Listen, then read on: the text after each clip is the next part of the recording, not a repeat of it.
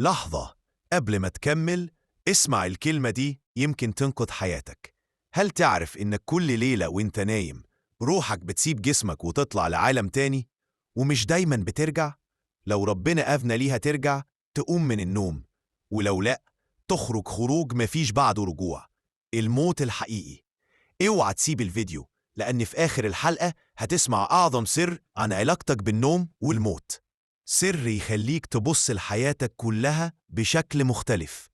ولو شايف إن العلم ده مهم دوس لايك واشترك، مش عشان أرقام لكن عشان كل واحد يوصل له الفيديو ويتغير، تاخد معاه أجر عظيم، يمكن تكون سبب هداية إنسان وتلاقي حسناته في ميزانك يوم القيامة. ما الله يتوفى الأنفس حين موتها والتي لم تمت في منامها. النوم موتة صغرى، روحك تخرج خروجا جزئيا. لو ربنا أراد الحياة ترجع، وإن لم يكتب ترجع تموت. يعني كل ليلة أنت بتموت موتة صغيرة وما تعرفش إن كنت هتصح تاني ولا لأ.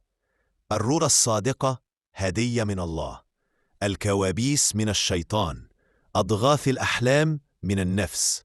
رجل رأى في منامه إن حد من أهله هيموت وتحقق. دي مش خرافة، دي أرواح بتلتقي في عالم الغيب.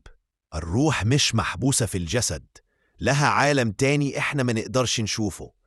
العلم يقول النوم نشاط دماغي، لكن تجارب الخروج من الجسد تثبت إن في شيء أعمق.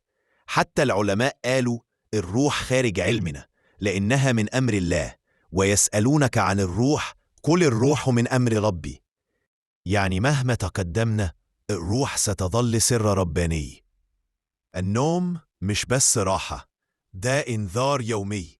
حديث النوم أخو الموت، كل يوم تصحى يعني ربنا لسه مديلك فرصة جديدة للتوبة والعمل.